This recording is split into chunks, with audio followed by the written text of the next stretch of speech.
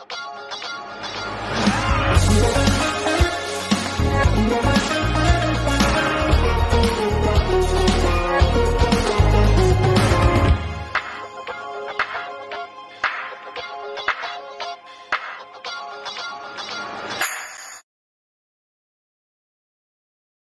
evening, everyone. Oh, sorry for the late start. Welcome to episode 15 of Friday Night Rambles.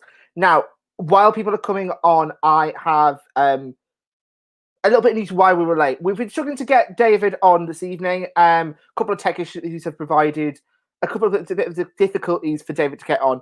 So David is going to be appearing next week instead of this week. So we apologise if you've come to see David Burton. He will be appearing next week instead of this week. So you just have to wait another week for him to come on. But I do have an absolute treat for you today because I've got a legend of stage and screen here as well. So without further ado, welcome Mr. Graham Cole, OBE. Hello, Graham. Hi, Robert, and hello, everybody. Oh, how are you doing? Shame about David. I know, bless him. We do send him our love. He's just had a couple of tech issues. So if you're just joining us, David is joining us next week. Cool, wonderful. So how are you doing? Okay, yeah, we're all right. We're suffering lockdown like everybody else, but I think the one thing about actors is we spend half our life in isolation. That is true. We're pretty ready for it. You know, we spend lives on sets with lots and lots of people, pantomimes, summer shows, and lots of people, and then you go back to your digs. So this isolation, we're sort of quite used to, and I've been working quite hard with some charities, helping those that are finding it really, really difficult. Yeah, because you were saying before when we were talking off camera that you obviously you were preparing a lot of stuff to go out on the road with your one-man shows and stuff, and that just disappeared overnight. Yeah, absolutely. From March, I did a couple after Christmas, after Panto, and then really the season starts sort of March, April, obviously through Easter, and then some cruising was coming through June, July, and one-man shows in little theatres all over the country. But alas, of course, that all came to a complete and utter grinding halt. Actually, on my birthday, on the 16th of March, ironically, it was. Oh goodness! It was stated that nothing was. That was quite a nice birthday present. But Monday, wasn't I it? think like a lot of us, Robert, the biggest problem has been that, of course, we've only been postponed. We haven't been cancelled. If we're cancelled, you get part of the fee. But because you're postponed, you don't get any fee at all. They're just hopefully going to give you another date. Yeah, that's annoying, and I understand why postponing. I understand why they did it. I understand by postponing it, though, it gives a little bit of a glimmer of hope for it to happen in the future. Yeah. But at the same time, it doesn't help us out in the short term.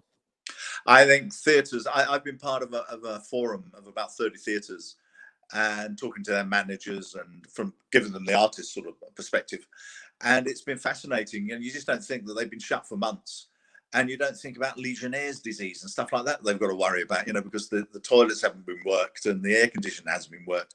And you just don't think about that, about the stock that they've lost, whether their suppliers are understanding or not. It's just a massive undertaking for everybody. And you're quite right, Robert. The worst thing is, I feel, as an artist, totally abandoned by this government. I don't think they care about us at all.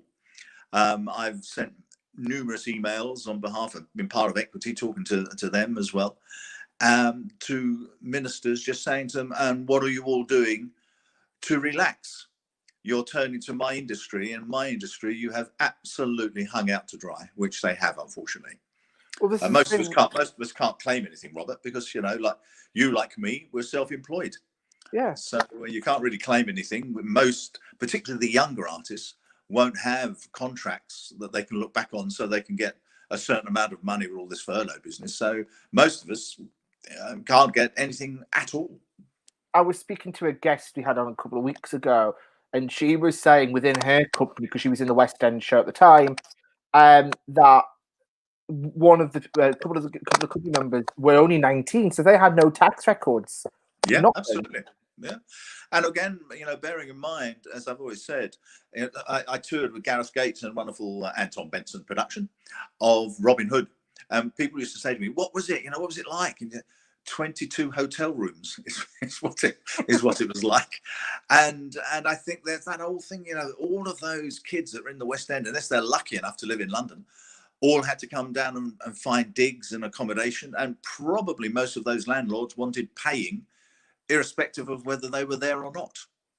So it's been a really torrid time for entertainers, and particularly for the girls and boys that were coming out of drama schools in September. I mean, goodness knows where they're going to go and what they're going to do. Yeah, especially across the country as well. I've got friends that are going into uni and that have been they've graduated from uni within this year. Like I'm supposed to graduate in next year, so it's going to be an awful. But I want to know from you, Graham, how did you start off in the biz of show?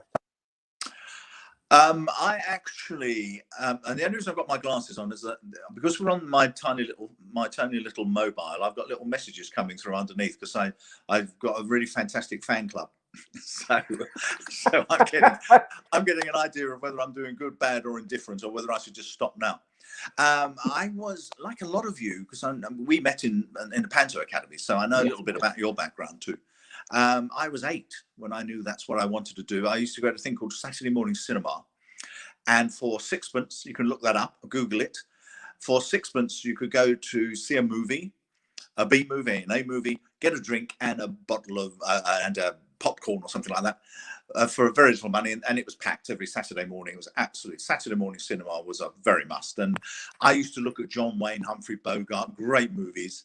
And then the B movies would be the wartime movies, and I love them, Which We Serve, and Laurence Olivier and guys, and I love those Wuthering Heights and all of that stuff. I absolutely adored them, and I truly looked at my contemporaries and thought, I want to make people have that reaction that I was seeing around me. I want to be on that screen, making people think about things, and maybe giving a slightly different, a skewed idea to what they think people are like or situations are like. And really, from that moment on, I was in every school production. I was in rock groups, folk groups, any reason on God's earth to perform, and did a lot of stuff at school, obviously. And at 16, when I was 16, slightly different for you guys now. My God, is it different for you now? We had to decide what we wanted to do. You go through 11 plus stuff. Both my sisters did 11 plus, so they're far more intelligent than I am. And I didn't. And the only thing I'd been since I was 9 was in St. John Ambulance with my mum and dad. So I actually went and worked in hospitals. Right. From 16 and a half or thereabouts. And finally, I trained in orthopedics. And at 21, 22, I said to Dad, can I please now go and be an actor? I've done what you wanted me to do. I've got a sensible career behind me. And I went and redcoated and loved every second of it, and learnt there that I'd never be a comic. So forget that and concentrate more on the singing, which I did. And then the stage newspaper at the time was the newspaper to find out where all the jobs were. So I looked on there and I went up and auditioned for the Bel Canto Singers, which were part of the Delfont grade organisation. And I stayed with them on and off for about 7 years. That was doing summer shows, pantomimes, one-off shows with Lulu and people like that. And it was a terrific training ground because for me, I was pulled out quite early on to feed the comics, which I loved. So anyone and everyone that you might care to name, I would have worked with on stage and certainly in Panto. And really from then on, I would go into musicals. And while I was on tour, I would ask the theatre managers. There was a very strong, in repertory theatre at the time, it was massive around the country. And so I would ask them if they were doing a play or a musical, could I come in on the musical, or maybe would they give me some parts in plays, which they did. And I think to date, about 168 characters or something like that I've created on stage, something like that, and not including the TV and the film stuff. But I was extraordinarily lucky. It was just getting toward the end. I think quite a lot of us wish we were born at a different time. It was just getting to the end of vaudeville, of, you know, that one. I was in the bel canto singers, as I say. We were back anybody and everybody in the country, which was amazing. And Lord Grade was, and Delphont were amazing bosses, because they were an act themselves. And you would meet them in the corridor, and they had a place in on Regent Street, and you meet them in the corridor, and they go, "Carl, what are you doing?" And I say, "Not a lot at the moment, sir." "Well, you are now. You're doing the Lulu show." And you'll be off with a show. And it was as simple as that. It was almost done on a handshake, and it was brilliant. And I met Cannonball, Little and Large. All those guys were all starting their careers, and so it was, well, certainly their careers on stage. I mean, they've been in clubs and things before that, and so I was very, very fortunate, mate. And I've loved it. I've had 48 years, I think we're at now, 48, 49 years of absolute bliss. So it's been glorious. Been so lucky. And the pantomimes as well. You mentioned about Panto as well. I believe, how many is it? I saw a figure. Was it 36 you've done so far? Yeah, you've been on Wikipedia, haven't you, Robert? Yes. Yeah, it is about 36, something like that. My first one was for Delphont and Grade at the Hippodrome in Bristol, and that is indeed where Little and Large, I met them first, and we were mates ever since. And but they had wonderful casts. Dora Bryan was in that cast, and Mark Winch. You're gonna have to look up these names, aren't you, youngsters? Bertie Hare, and it was just glorious to be there. And again, I was out feeding the comics, which was very, very special, being part of that. And I've worked, as I said, with just about everyone, but yeah, about 36, something like that, pantos now. And I've been very, very lucky that I sort of got into the baddie phase, and they're always the best characters to play. You can have so much fun with them. Because you are one of the most sought after villains in the country.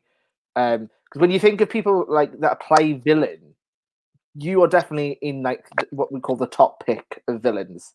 Well, that's very kind of you to say that. Thank you.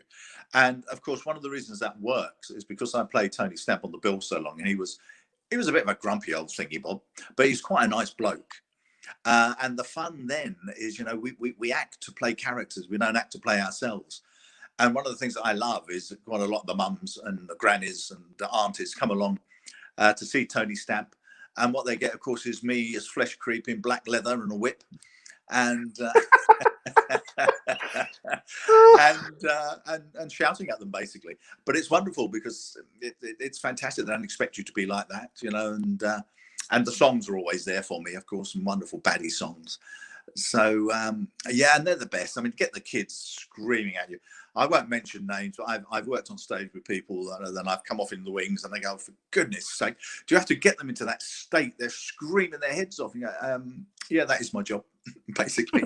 And they go, "But we can't be heard." I say, well, that's very fun, isn't it? They can always hear me.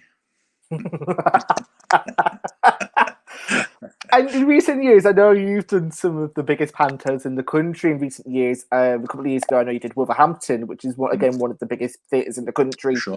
Yeah. Especially for panto. How do you think panto's changed over the last sort of couple of years? It has to change, and that's the most important thing about it. We keep the tradition in the sense of, you know, the dames, and I don't mind working with male or female leads. Doesn't bother me, except that of course we perhaps have a bit of a more masculine fight toward the end if it is a boy playing Jack. But that's, well, as far as the princesses goes, that's never really stopped me chucking them around the stage, I have to say. So maybe that's the wrong thing to say. But yeah, of course it has to change. We have to change with the times, and theatre changes with the times, and we as actors change with the times. I think we're getting sort of back to wanting really good entertainers again now. You know, you sort of can't get away with throwing some sports person on there and hoping they're going to perhaps remember half of their lines. We've moved on a bit from those times, I think, and the public, you know, because it's expensive, isn't it? You know, if you're going to go to a theatre, it is expensive, and we've got to give them value for money, and Yeah. And the skill that you need to do. And it is a terrific, you use a voice you don't use at any other time. And it's a massive skill. You know, like Wolverhampton, what is it, 1,800 kids or something yelling at you? You know, that's a skill to keep them entertained, get them off of their laptops and actually realize there's someone live in front of them and share the moment. You know, I mean, there's a lot of spoken about that, isn't there, in our industry, about the moment. But that is what, and there is nothing more glorious than a whole theatre full of kids listening to you and then booing their heads off. It's just glorious. And I guess when you obviously you mentioned Tony Stamp from The Bill. How did that come about? Believe it or not, I was singing. Now it was either, because I've done Jesus Christ Superstar a few times, so it was either as Caiaphas or as Pilate, and I think it was Caiaphas at this particular time. And a director came to direct us called Phil Grace, who worked for Thames Television, and they were literally just starting this new show that had never been done before on the streets of London, shot live, as it were. And he said, "You'd be great for this," and gave me the name of Peter Grugin, who was the producer. I think one of the things, Robert, that probably has changed in the business is that you would work at the BBC on Kenny Everett or one of the Shakespeares or something like that, and one of the runners or one of the directors was moving on to another project, and they would just take you with them. And you know, one of my jobs is to know my lines, get on and do it, and go home in the shortest space of time possible. We don't really have sort of time for, you know, what's my motivation? Well, your motivation you should have done when you were at home. So you're either in at the theatre or you're in the TV studio or the film studio, ready to, with your character as you see him. And then, of course, you kilter it with what the director wants, what your other artists want. And that's the fun of rehearsals, is finding that. And pantomime now, you know, our kids are seeing all sorts of things, aren't they, on their laptops and their Game Boys, if it's still a Game Boy or whatever the latest gadgetry. I can't keep I'm up. probably going back a bit. But it brings up a whole new connotation when you say a Game Boy, doesn't it? It's really not a very good thing to mention at all. But our kids now, they need sort of the sophistication. But what we have is live. We have moments. You actually see these kids, they come in there 5-10 minutes sitting there, and then they realize, oh my goodness, he can see me. And I would actually, you know, point certain things out with certain kids, you know, and I love it when they shout out, and I'll go off script a little bit to answer their question or whatever it was, and then we'll come back on script again. But it, you know, it's moments, and that's so vital for the children, is that they believe you. If you know, I've seen obviously lots of pantos that I've not been in, and if the baddie isn't bad, there's nowhere else for the other artists to go, is there? You know, and to be married off to the dame in the end, which I usually do. That's my that's the forfeit I pay for being the baddie, is always wonderful, because I think the audience are waiting for that moment. And of course it's to, you know, you have Billy Pearce on here, you know, who's great, and I've worked with Billy quite a lot, and to be able to entertain their mums and dads as well, but not to be smutty, and you know that, and that's a great skill, and the best comics can do that, you know, with the double entendre, you know, and a look, and that's what it's about as well.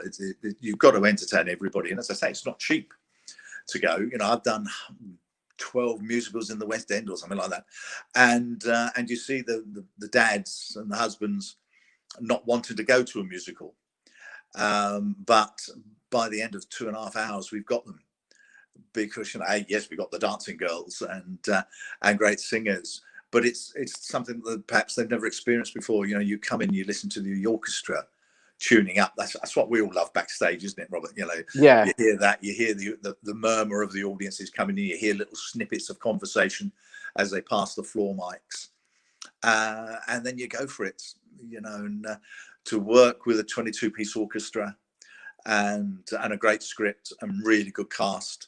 Yeah, we can get them. We can get most hard-bitten guys by the time they're walking out of there. We've got them. You know, that magic of theatre, which it can't be. You know, TV can't do it. Film can't do it. its theatre is very, very, and this country particularly is very, very unique. Well, especially with shows like, I know you did White Christmas at one point in the past couple of years. Was a show like that that's got a glorious score? It's a timeless classic. Yeah, and I did that with Michael Rose Productions, and they will not let you change a word of dialogue or a note, and that is the way it should be. Irving Berlin, you're not going to get better than that, for goodness sake. And part of the legacy of saying paying to do that show is you do not change it. And I was one of the first, I think probably the first English actor to actually play the lieutenant, the General Waverley, and that was fantastic. And again, a certain age group will come to that, and just under 2,000 at Dominion Theatre, I think that held. And there's some wonderful, wonderful moments. He has two big speeches, the General, one at the beginning and one toward the end. And then, of course, there's that wonderful moment where they all come to try and help him at Vermont, and because his hotel business is crumbling, and you hear that, "We'll follow the old man wherever he wants to go. Ever he wants to go." And even though I sing it now, the hairs on the back of my head is just stunning. And his second speech, where he's talking about the soldiers that he'd left in Europe and they didn't come back. And it's a beautiful, beautiful speech. And one solo violin comes in underneath you. And it is stunning. And as an artist, you look out and you see little flickers of white. And that's handkerchiefs. That's mums, brothers, sisters remembering. And you can't pay for that, can you? No. In theatre, that's beautiful. One Christmas I played Scrooge, which is a wonderful, wonderful part. And to have 900,000 school kids from 6 to 18, and you're doing the scene in the graveyard where he all of his life, he rolls it all the way back. It's a beautiful, beautiful written piece. I mean, again, Dickens, for goodness sake. Yeah. And in that graveyard scene, I'd be on my knees, and so many teachers would write to me or stop me and go, "How do you get that emotion with the tears rolling down your face? How do you do that?" So, A, that is the job. It's what I'm paid to do. But B, I'm looking at the kids' faces, and that's what they're doing. And that's very, very special, isn't it? I mean, where else can you get a job where that happens to you? Yeah, there's something about the energy when you go into a theatre and the energy is right and the ingredients are right. You can't beat it. I remember when we did Panto Academy, and you did some guest teaching at Panto Academy, which is a fantastic project, which hopefully we might talk about another day with the person who's come up. Was it Kev Orkin? Hopefully we might get him on at some point. Yeah, I'd like to talk to Kev Orkin. He owes me money, so we should we should be on together. One of the things I want to ask, you did one of the best things that I just thought was hilarious, and I don't know if you remember it, but you took a script of the Genie of the Lamp, and you did a Jamaican Welsh genie. Oh, yeah. I had forgotten it, but yeah. So when you get a script or something like that, how do you come up with the ideas that you like putting your sort of thoughts to paper to? Of course, initially we would get them 2-3 weeks before. Not always the case, but usually. So you would be working on that. The case of the Academy, of course, I hadn't seen the scripts. I hadn't seen any of you all. And I came in and saw some of the sessions that you were all doing. And then it was a question, because what you don't want to do is if you're a face that you all know, you don't want to put you off in any way that because it's them and all that old nonsense, if you know what I mean. We're just actors in the room together, some experience and some not. But what you really want to give is an absolute, my God, what do I do with this? So the guys, was playing Aladdin, give him something. Give him something that he's not expecting. and go with it. We just run with it. And I just love the idea of that, of the genie. And that particular moment in time, yeah, man, what do you want? You know, what are we going to do? You know, come on, man, what is it? Yeah, now sit down, take the weight off, come on. You know, so I mean, it was just, I have no idea, Robert, where that came from. It was bonkers. Is there anything you'd like to do left in theatre? Like, what sort of things would you like to do? Yeah. What would you like to see theatre go to next? Yeah, I don't think, you know, we'll die on stage, won't we? That's our greatest hope. There's loads of stuff I'd still love to do. There's performances that I watch. I'd love to do some costume drama on television as well. I think one of the sadnesses, which I think I did mention to you guys, is that if you get a bit of success on television, the way that TV kind of works, it goes against you, because producers and directors will from that moment on see you as that. Whereas in actual fact, and my wife is always saying to me, you know, like, oh, come on, you're old school. You know, they don't do it like that anymore. There will always be a bit of Graham Cole in every character I play, because obviously it's me. But the fun is picking it up and finding it, you know, and running with it. I'll go and I'll do my one-man show, and someone will go, but you don't sound like him. You know, and what did he sound like? Because, you know, when you've got the uniform on and you've got the other, you know, artists around you, then you play to that character. You know, I'm not Tony Stamp. I loved playing him. It was a great honor playing him, and I had the fondest memories of that. And I would go back and play him tomorrow if they'd let me. But you know, I played him, and that's the most important thing, I think, on TV. And unfortunately, for those of us that maybe could do, it wasn't really a soap, was it? It was a series. But I think you can get tarred with the fact of, you know, taxi drivers, Robert would say to me, you know, at the height of the bill, yeah, God, you've been in that a long time. Aren't you scared of getting typecast? And are you scared of getting lost? Because it's the same thing. You know, we'll take what we're given, and we'll run with the ball. And it is. Yeah, of course, the audience is wherever I am. I did a Holby City, you know, with Alex Walkinshaw, and we're both off the bill. We're both big characters on the bill. I defy anyone, once we started, to think about Smithy and Tony Stamp. Once we started, I was playing a gay antiques dealer who was told that he needs a heart transplant, and it was great fun. And Alex and I had a great time. And the director came and said, I really, really had to fight the producers to let you two do these scenes together, because they thought everyone's going, oh, it's from, they're from the bill. Well, yeah, but of course they will. I mean, and naturally they will. And like you use my name, you know, in the hope that people will know it. And so you'll sort of shove your little blog out there and hope that people will be interested, because they kind of know the name. And that's the same when you get a part. But then from that moment on, you pick up the script and you run with what you're given. And that's the fun of it. Because at the same time as well, and this going back to your playing the villains and pantomimes, when they see, well, like when audiences see you, and again, I did sort of the thing where before I came to Panto Academy, was when you see Graham Cole and the fact that you played Tony Stamp, you go, shouldn't he be playing Dame or something like that? Why do you think Tony Stamp should be a Dame? I don't know, because again, you've got to, again, the bill is something that I've grown up watching at my granddad's. And when you think of the bill, 9 times out of 10, the first character you'll think of is Tony Stamp. Thank you for that. That's very well, at least for me. But it's that sort of warmth that you portrayed with the part, I think, lends itself well to the Dame or that sort of figure. Yeah, but I think, again, you know, I know Chris Biggins really well, and I think you have to want to be a Dame, and I don't want to be a Dame. First of all, I quite like getting into the bar quite quickly, and they're always the last ones, aren't they? Because they've got to wash all that muck off before they can get out there, and they're sweating buckets in all those outfits.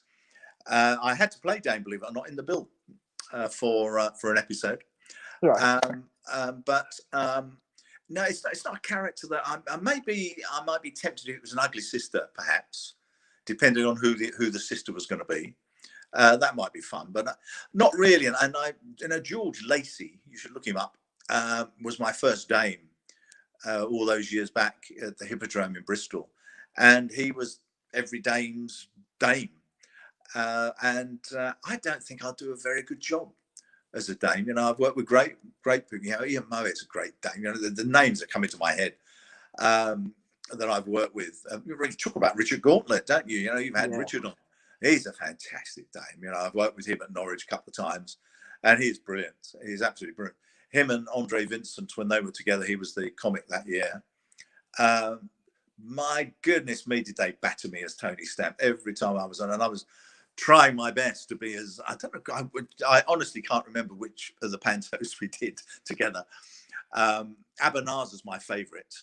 I love playing Abanazar, and I think it might have been Aladdin was the last one I did with them, and I think they were really being very merciless with their attack on me as Tony Stamp, and throwing all sorts of innuendos at me. And there was one scene I can absolutely remember in the laundry scene where the payoff is they sort of take my sort of top coat off, throw it in the laundry, and it comes back tiny. It comes back minute. It wouldn't fit a little baby. And I have to have this sort of shouting fit at them. And while I was doing that, all I was getting from them on the side, it wasn't like that in the bill, was it? He was nice in the bill. He wouldn't have done that in the bill. And the whole of that scene, that's all they were doing to me from beginning to end through this rant. But it was very, very funny.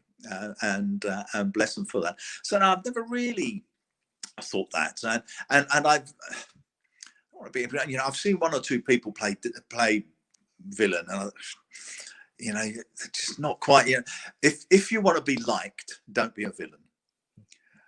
Because at the end, you know, when we come out through the stage door, most of the kids will go behind their mum and dad's legs as I'm coming through, and they go, "No, he's nice, really." But that's the fun of it, isn't it? You know, that's the fun of playing those characters for sure. My final sort of questions I've got goes back to the stuff that you've been doing with the theatre forum. Why do you think local theatres are important? Because the whole point of what we're doing at the moment on Rambles is to try and promote local theatre, to promote that people that work within it on the stage, and also off the stage as well. I think because it's community. If one of the things that lockdown has taught any of us that working in the charity sectors is certainly that, my goodness me, do we need each other? And do we need each other to genuinely care about each other? And I'm a National Health Service volunteer, and I volunteered in March, like very, very many, hundreds of thousands of others did. And I've used my counselling skills, both from Childline and from Post-Traumatic Stress 999, which is a new charity, for 3 years we've been going now, just about. And that's for the Blue Lighters, for ambulance, police, fire service, and trained as a counsellor in that. And that's important. And local theatre is important because it's where I can go, meet my fellow neighbours and those that live in the area, and it can be a vocal point. Yeah, we'll do our shows there, and Panto there. Obviously, where I walk around town, I'll get stopped all the time because I was in the pantomime, which is a lovely, lovely thing. But it's community. So from there, kids with Asperger's, with all sorts of drama can help. And it will be the local theatres that will run the youth groups for that. Musicians, you know, young musicians, it'll be the theatre group that will do that, or there'll be a group for them. But certainly people with, I know we spoke at the Academy about nerves and things like that. You know, of course we get nervous. If you didn't get nervous, well, you'll be dead, basically. I mean, before you walk out in front of 2,000 people, of course you've got to think, oh my God, am I going to remember it? Amongst anything else, what's going to go wrong? Because something will go wrong. It always does, because it's live. And that's the other great thing we've got over TV and movies. You don't see the blueprints. You don't see the best part that they could possibly give you. You see what happens to us on that stage. And that's terribly important, I think, for live theatre. to happen, and community theatres are the lifeblood. And certainly for youngsters, where do you go? We spoke about those coming out of drama college. We don't have the repertory theatres, but the youth theatres, and we've got a couple of great ones where I live. And I went to see them do Summer Holiday, and the standard was fantastic. It really was very, very high, and that's good. Once our theatres close, they will not open again because they are really expensive to keep going. Bless the councils that keep putting the money in, and the councillors that care about it. But once those venues go, you will not get them back, and that's sad, because when we go out in Panto, Robert, we play to 3-4 generations of the same family, and that may be the only time in the whole year they all get together, and that's really special, and that's important. You put it absolutely on the head. We've got a couple of questions here, and just to finish up, my mother's got in touch. Hello, Mum. Mum said, who would you play in Doctor Who? Now, am I right in thinking you've been in Doctor Who? I have been Marshman. I've been Melker, the Master's Time Machine opposite TARDIS. Marshman, Melker, Cyberman. I've been encased in rubber far too many times for the BBC, for my own good. I love doing Doctor Who, isn't it great? Again, in my 20s, I did all the Shakespeare shows. Kenny Everett, I loved, and I worked with Kenny lots and lots of times. He would call me to do things that nobody else he thought would be mad enough to do. There's lots on YouTube. If you want to look them up, look up Kenny Everett and the bus gag. Look at that one. And done live, done as one. You see the only take of that. And it's a job. I had to feed my family. So you take the work as it comes. As you do. Do you know what, Graham? Thank you so much for coming on. I really do appreciate your time. We are going to end it there. Thank you. Just to reiterate, we do have David Burton on next week. He will be coming on next week with another batch of guests. David and the nurses and the matron couldn't help him at his home to get all that equipment to work. Oh, bless! But you see, he sent a lovely message saying lovely stuff. He's the gremlins have prevented him. We've had a couple of gremlins over the past couple of weeks, but hopefully we'll have that sorted. But thank you so much, Graham. And it's been my pleasure. We will see you all next week. So take care, everyone, and goodbye. Bye. See ya.